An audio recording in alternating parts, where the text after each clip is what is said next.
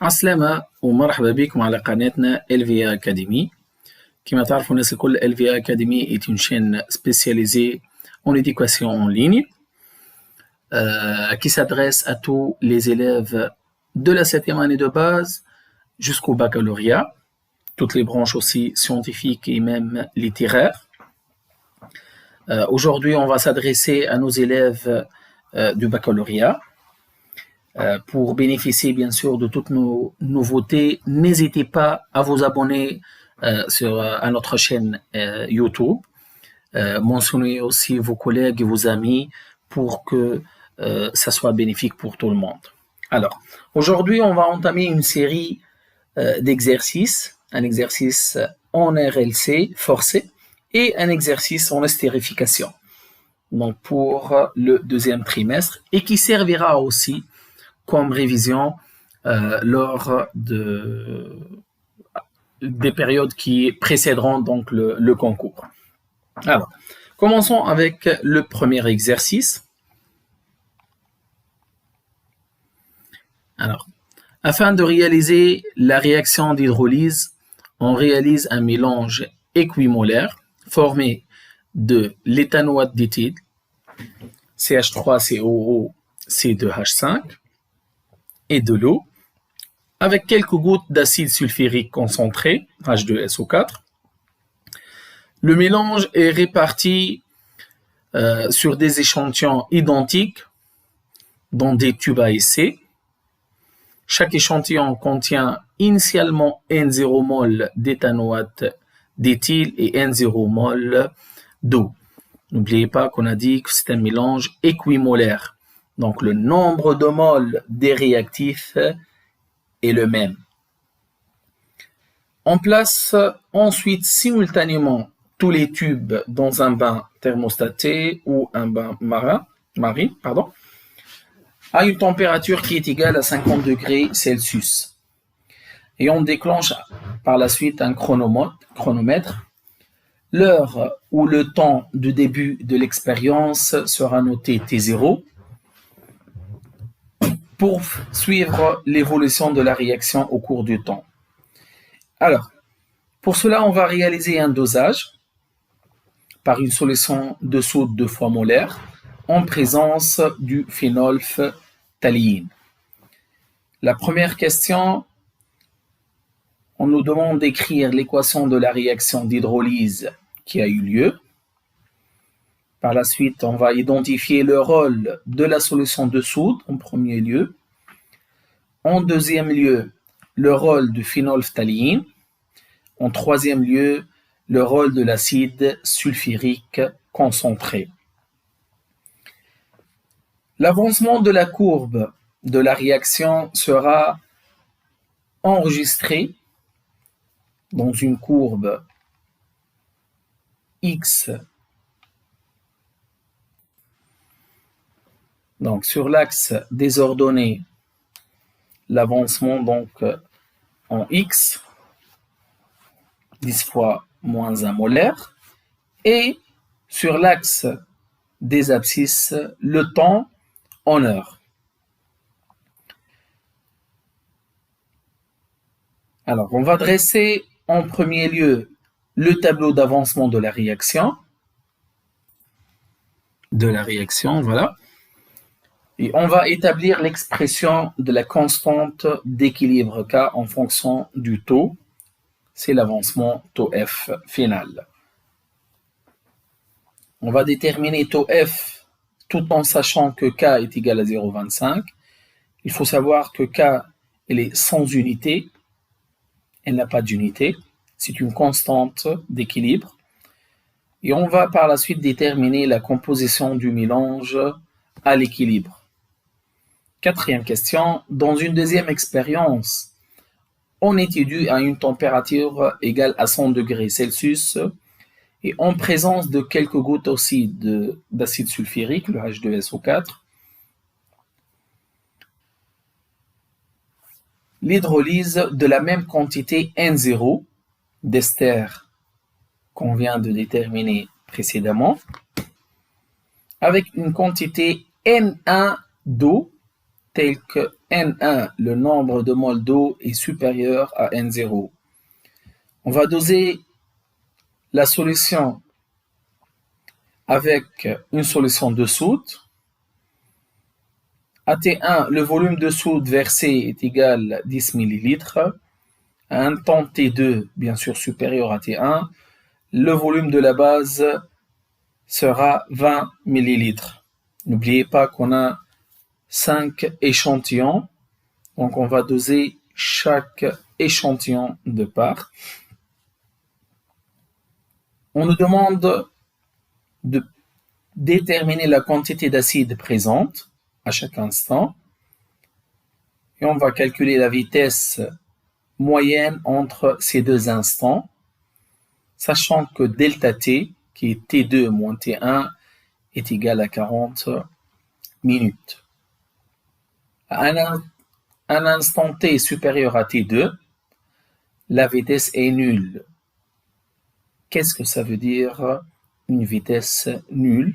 On va interpréter le résultat et on va calculer l'avancement final et le nombre de moles N1 d'eau qu'on a ajouté à N0. Voilà donc l'exercice. Je vous laisse comme d'habitude quelques temps pour y réfléchir et faire un petit essai bien sûr. Et on entame la correction.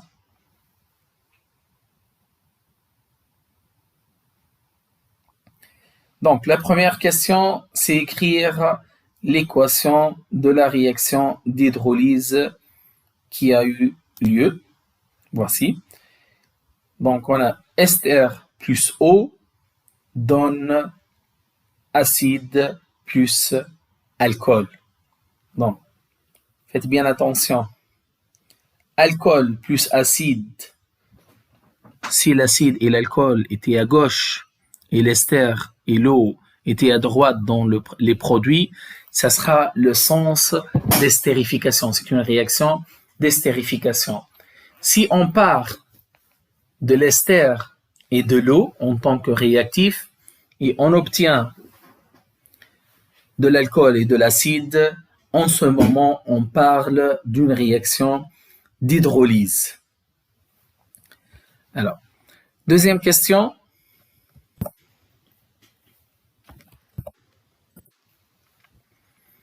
Quel est le rôle de la soude et quel est le rôle du phénolphtaléine et quel est le rôle de l'acide sulfurique? On va commencer le rôle de la soude. Vu qu'on a dit que c'est une réaction d'hydrolyse, donc ester plus eau, qu'est-ce que ça va donner? Ça va donner eau plus, acide plus alcool. Vu que les coefficients stoichiométriques sont égaux pour les réactifs et pour les produits, en ce moment, il suffit de suivre l'évolution d'un seul produit ou d'un seul réactif pour savoir l'évolution des autres réactifs et produits. En ce moment, on va suivre l'acide qui va se former. On va doser l'acide qui se forme en ce moment avec une base, et c'est la soude. Donc, on va doser les acides qui va se former par la base, et en ce moment, on saura la quantité de matière qui va se former de l'acide, d'où le nombre de moles d'acide formé est égal au nombre de moles de l'alcool. Et ensuite, on peut savoir la quantité de matière restante pour les réactifs. Alors, pour le phénolphtaléine, donc le phénolphtaléine, c'est un indicateur coloré, bien sûr, qui va nous aider pour savoir et détecter plutôt le point d'équivalence lors du dosage. Pour savoir donc le dosage, on va mettre et verser une base sur un acide qui vont réagir ensemble. À un certain moment, on va atteindre le point d'équivalence, là où il y a le nombre de moles d'acide existant est égal au nombre de moles de base versés. Il nous reste maintenant qu'à savoir le rôle de l'acide sulfurique. Donc l'acide sulfurique, c'est un catalyseur. Donc un catalyseur, c'est quoi exactement? Donc un catalyseur, c'est une entité chimique utilisée pour forcer ou accélérer une réaction qui ne se produit pas toute seule. Elle nécessite un élément déclencheur. Donc le catalyseur, il va déclencher cette réaction sans intervenir. Donc il n'est pas consommé. D'accord? On passe à la question suivante maintenant. La courbe d'évolution de la réaction, la voilà. On va dresser le tableau d'avancement de cette réaction et établir l'expression de la constante d'équilibre. Pardon? Pas ça. Voilà. Donc, l'éthanoate d'éthyle, c'est l'ester. On va utiliser l'abréviation. Voici la formule semi-développée. Donc, l'ester plus eau donne acide plus alcool. À l'état initial, à T égale 0, on va commencer notre équation avec un nombre de moles qui est égal à N0 pour l'ester, N0 pour l'eau. Bien sûr, on n'a pas encore de l'acide et de l'alcool. À un instant T quelconque, donc c'est N0 moins X pour l'ester, N0 moins X pour l'eau, et bien sûr, la quantité de matière qui va disparaître pour l'ester et l'eau, elle va former la même quantité de matière pour l'acide et l'alcool, X. Bien sûr, à T final, lorsque la réaction va s'arrêter complètement, N0 moins X final, N0 moins X final aussi pour l'eau et l'ester, pareillement, et X final pour l'acide, X final pour l'alcool. Alors, K, c'est la concentration du produit des produits, donc le produit donc fois, الجذر, les produits qui se sont formés, donc la concentration de l'acide fois la concentration de l'alcool sur la concentration de l'ester fois la concentration de l'eau, tout à l'état final, bien sûr. Les concentrations doivent être à l'état final. Lorsque on va utiliser les concentrations à l'état final, donc on parle de K. Si ce n'est pas les concentrations finales, on va parler en ce moment de pi et non pas de K. Donc, la concentration de l'acide, c'est le nombre de moles de l'acide sur le volume, enfin le nombre de moles de l'alcool sur le volume, nombre de moles d'ester sur le volume et nombre de moles de l'eau sur le volume. On va simplifier, on aura XF au carré sur volume au carré sur N0 moins XF au carré sur V au carré. Donc, on va simplifier par le volume dans le numérateur et le dénominateur. Donc, tout en sachant que taux F, l'avancement final, c'est XF sur X max, le nombre de moles final sur le nombre de moles maximal. Donc, X, elle est toujours inférieure au nombre de moles initial. Donc, X max, c'est le nombre de moles initial. Donc, X max, bien sûr, c'est la quantité de matière maximale qui peut être consommée dans cette équation. Et bien sûr, ça ne sera que N0. D'où taux F, c'est XF sur N0. Et comme ça, K sera taux F au carré sur 1 moins taux F, le taux au carré. Donc, sachant que K égale 0,25, donc taux F au carré sur 1 moins taux F au carré égale à 0,25, on va passer, vu que les deux sont positifs, on peut appliquer la racine carrée. Et comme ça, taux F sur 1 moins taux F égale à la racine de 0,25 et 0,5. par une simple équation de premier degré, on obtient taux f égale à 1 sur 3.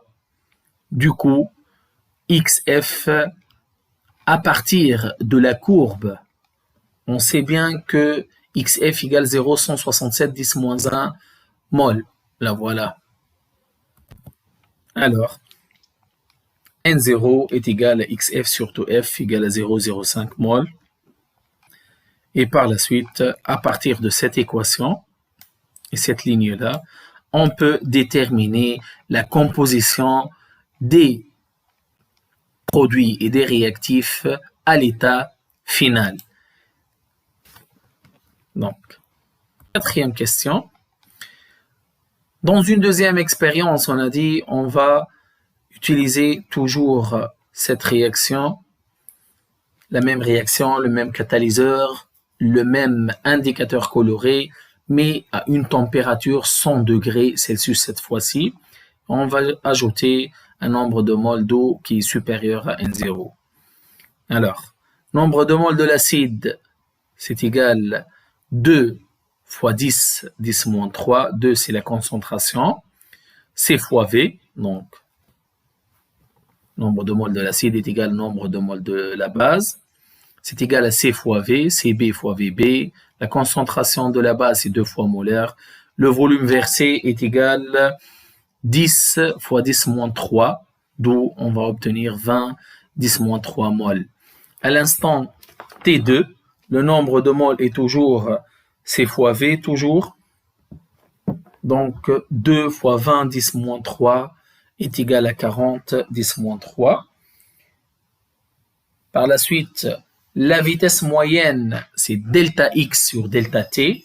C'est la variation de la quantité de matière sur la variation de T qui est égale 0,5 10 à la puissance moins 3 mol minute moins 1. Alors,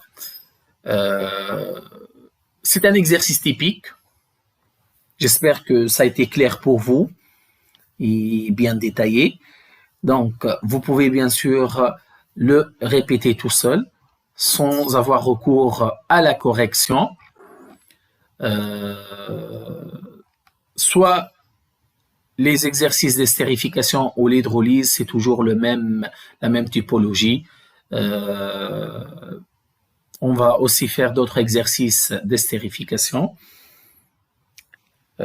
N'hésitez pas aussi encore de vous abonner à notre chaîne, de mentionner vos collègues et vos amis et que ça soit bénéfique pour tout le monde. Soyez toujours fidèles à LV Academy.